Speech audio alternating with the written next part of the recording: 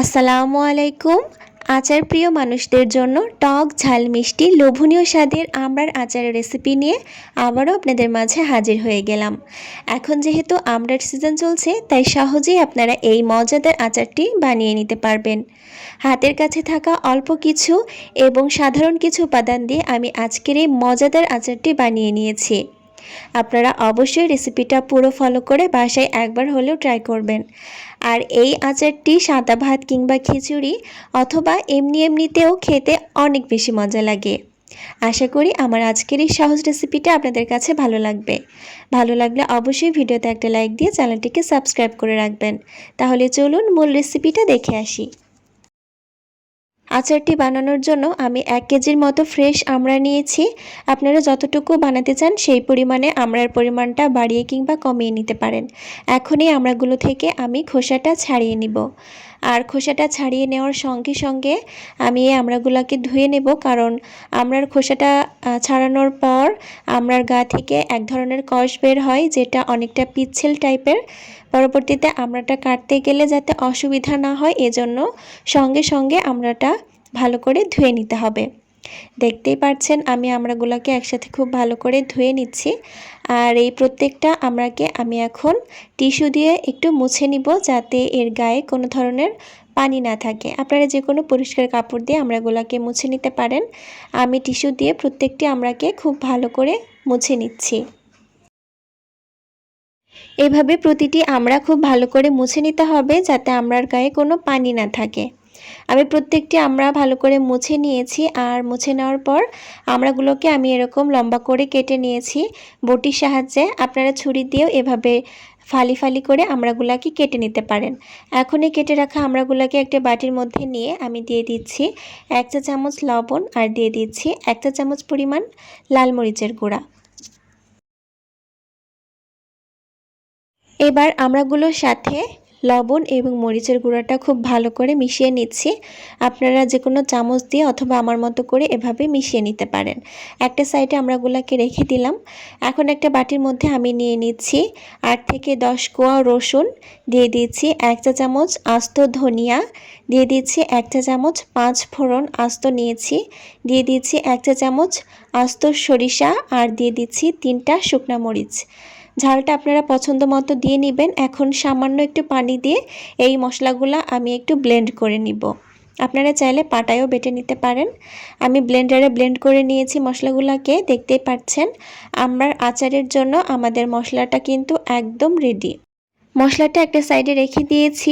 এখন চুলায় একটা প্যানে আমি দিয়ে দিচ্ছি 1/2 কাপ পরিমাণ সরিষার তেল। চুলার জালটা অন করে দিতে হবে এবং আঁচটা রাখতে হবে মিডিয়াম টু লোতে।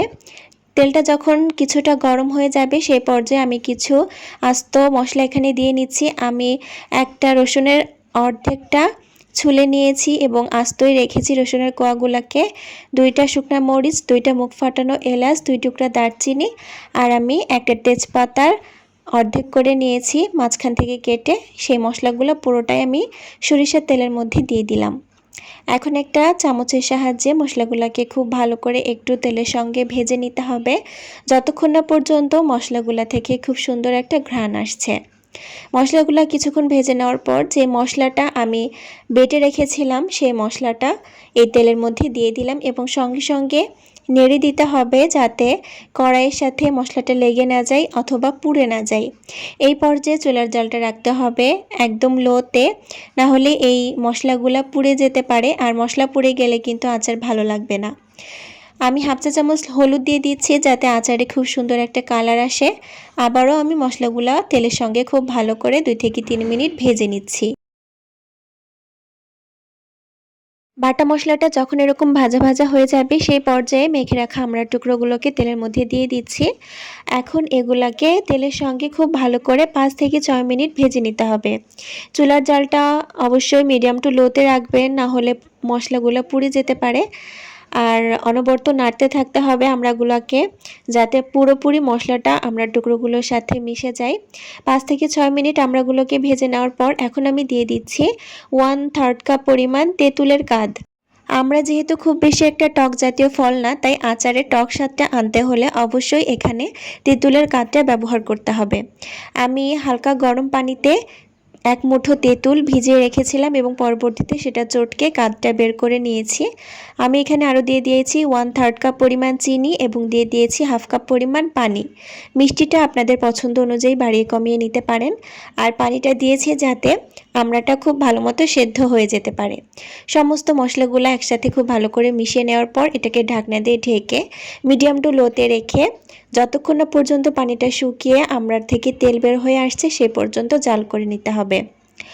অবশ্যই মাঝে মাঝে ঢাকনাটা উঠিয়ে একটু নেড়ে দিবেন, না হলে নিচ থেকে পুড়ে যেতে পারে। পুরোপুরি যখন তেলটা বের হয়ে গিয়েছে আমড়ার গা থেকে সেই পর্যায়ে আমি ঢাকনাটা উঠিয়ে নিয়েছি। আর দেখতেই পাচ্ছেন আমড়ার কালারটাও কিন্তু আগের থেকে অনেকটাই চেঞ্জ হয়ে গিয়েছে। আমড়াগুলা কিন্তু একদম সেদ্ধ হয়ে গিয়েছে এবং তেলটাও পুরোপুরি গা থেকে ছেড়ে দিয়েছে। এই পর্যায়ে আমি দিয়ে দিচ্ছি 1 চা চামচ পরিমাণ বিট লবণ। বিট লবণটাও আপনাদের স্বাদ অনুযায়ী দিয়ে নিতে পারেন এবং যারা অনেক বেশি ঝাল খেতে পছন্দ করেন তারা এই পর্যায়ে আমার মতো 1 চা চামচ কিংবা তার থেকে বেশি চিলি ফ্লেক্স দিয়ে নেবেন। এবং আমি দিয়ে দিয়েছি 1 টেবিল চামচ পরিমাণ ভিনেগার। ভিনেগারটা দিলে অনেক দিন পর্যন্ত আচারটা ভালো থাকে।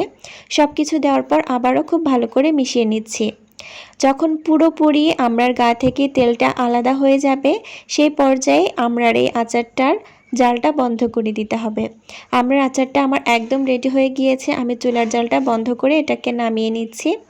এখন একটা সার্ভিং ডিশে আমি আমড়ার আচারটা একটু সার্ভ করে নিচ্ছি, দেখতেই পাচ্ছেন। আর আমড়ার আচারটা দেখতে ঠিক কতটা লোভনীয় হয়েছে আপনারা নিশ্চয়ই বুঝতে পারছেন। এই আচারটা এমনি এমনি খেতে কিন্তু অনেক বেশি মজা লাগে আর বানানোর সঙ্গে সঙ্গে কিন্তু এটা ফুরিয়ে যাবে। আশা করি আমার আজকের এই সহজ রেসিপিটা আপনাদের কাছে ভালো লেগেছে। নতুন কোনো রেসিপি নিয়ে ইনশাআল্লাহ আবারও হাজির হয়ে যাব। আল্লাহ হাফেজ।